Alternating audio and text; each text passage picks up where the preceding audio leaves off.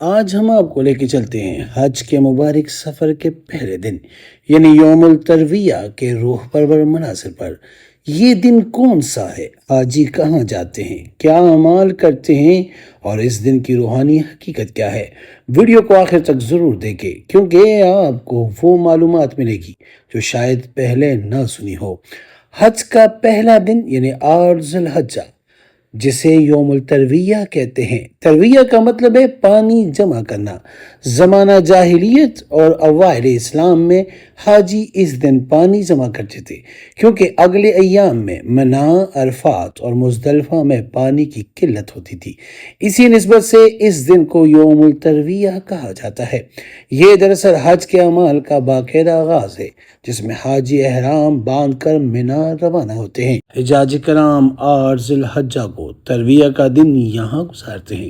اس کے بعد 9، 11، 12 اور 13 ذی الحجہ کی رات بھی حجاج کرام یہاں پر قیام کرتے ہیں۔ فریضہ حج کی ادائیگی کے لیے مشعر یعنی منا کو حجاج کرام کا پہلا اسٹیشن یا پڑاؤ قرار دیا جاتا ہے۔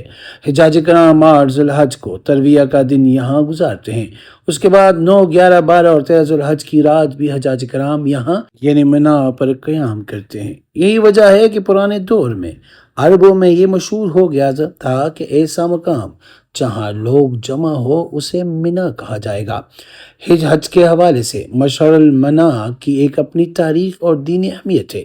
اسی مقام پر حضرت ابراہیم خلیل اللہ نے رمی یعنی جمرات اور حضرت اسماعیل علیہ السلام کے بدلے قربانی دی۔ منا مکہ معظمہ اور مزدلفہ کے درمیان حرمین کے حدود کے اندر واقع ہے۔ منا مسجد حرام سے شمال مشرق میں 7 کلومیٹر کی مسافت پر ہے۔ اس کے شمال اور جنوب کی سمتوں میں پہاڑ ہے۔ یہاں صرف حجاج کے ایام میں قیام کیا جاتا ہے۔ مکہ معظمہ کی سمت میں منا میں جمرہ عقبہ واقع ہے جبکہ مزدلفہ کی طرف وادی محصر ہے۔ منا میں کئی ایک اسلامی آثار ہے۔ ان میں مسجد الخیف شامل ہے۔ اس مسجد میں آن حضرت صلی اللہ علیہ وسلم اور آپ سے قبل انبیاء نے نماز ادا فرمائی۔ اس کے علاوہ اس میں مسجد بیت واقع ہے۔ اس مقام پر بیت عقبہ اول اور بیت عقبہ دوم ہوئی تھی۔ السلام علیکم ورحمۃ اللہ وبرکاتہ۔ میں ہوں آپ کا اپنا سید اخلاق حسین شاہ اور آپ دیکھ رہے ہیں روحانی ہیلنگ اکیڈمی۔ اگر ابھی تک آپ نے میرے چینل کو سبسکرائب نہیں کیا تو برائے مہربانی ہمارے چینل کو سبسکرائب کریں اور بیل آئیکن کو کلک کریں تاکہ ہماری ہر نئی آنے والی ویڈیو کا نوٹیفیکیشن آپ کو بر وقت مل سکے۔ اگر حاجی مکہ مکرمہ میں مقیم ہو اور حج تمتع کر رہے ہو تو 8 ذی الحجہ کو صبح کے وقت وہ حج کا نیا احرام باندھے اور نیت کرتے ہیں، لبیک اللہم حجہ، اے اللہ میں حج کی نیت کرتا ہوں، اسے میرے لیے آسان کر اور قبول فرما۔ اس کے بعد زبان پر جاری ہوتا ہے، لبیک اللہم لبیک، لبیک لا شریک لک لبیک، ان الحمد والنعمت لک والملک لا شریک لک۔ یہ تلبیہ ہر حاجی کی زبان پر ہوتا ہے۔ دل کی گہرائیوں سے، آنکھوں سے آنسو بہاتے ہوئے وہ اللہ کو لبیک کہتے ہوئے نکلتے ہیں۔ حاجی صبح یا دوپہر کے وقت منا کی طرف روانہ ہوتے ہیں۔ منا مکہ مکرمہ سے تقریباً 7-8 کلومیٹر کے فاصلے پر ہے۔ یہاں حاجی سادہ خیموں میں قیام کرتے ہیں اور اس دن کے اعمال بڑے سادہ مگر انتہائی بابرکت ہوتے ہیں۔ منا کا قیام ہمیں حضرت ابراہیم علیہ السلام کی یاد دلاتا ہے جب وہ اپنے بیٹے اسماعیل علیہ السلام کو قربانی کے لیے یہاں سے گزرے تھے۔ منا پہنچ کر حاجی 5 وقت کی نمازیں پڑھتے ہیں، ظہر، عصر، مغرب، عشاء اور اگلے دن کی فجر۔ یہ تمام نمازیں قصر یعنی 2 رکعت کے ساتھ ادا کی جاتی ہے لیکن جماعت کے ساتھ۔ اس دن کا سب سے اہم عمل ہے ذکر، دعا، قرآن کی تلاوت اور دل کی صفائی۔ یہ دن روحانی تیاری کا دن ہے۔ عرفات کی عظیم گھڑی سے پہلے حاجی اپنے دل کو نرم کرتے ہیں، اللہ کی طرف رجوع کرتے ہیں۔ منا کا مقام محض خیموں کا شہر نہیں، یہ وادی ہے جہاں حضرت ابراہیم علیہ السلام کا اللہ پر کامل ایمان ہمیں سبق دیتا ہے۔ شیطان کو کنکریاں مارنے کا مقام ہے۔ قربانی کی عظیم سنت کا آغاز ہوا۔ یہاں عبادت کرنے والوں پر سکینہ نازل ہوتی ہے، حاجی کے چہرے پر عاجزی اور دل میں خشیت نظر آتی ہے۔ نبی کریم صلی اللہ علیہ وآلہ وسلم نے حجۃ الوداع کے موقع پر 8 ذو الحجہ کو صبح کے وقت احرام باندھا، تلبیہ کہا اور منا روانہ ہوئے۔ وہاں ظہر سے لے کر فجر تک قیام فرمایا۔ نبی پاک صلی اللہ علیہ وآلہ وسلم کی سنت ہے اگر اس دن کو عبادت، ذکر اور دعا میں گزارا جائے۔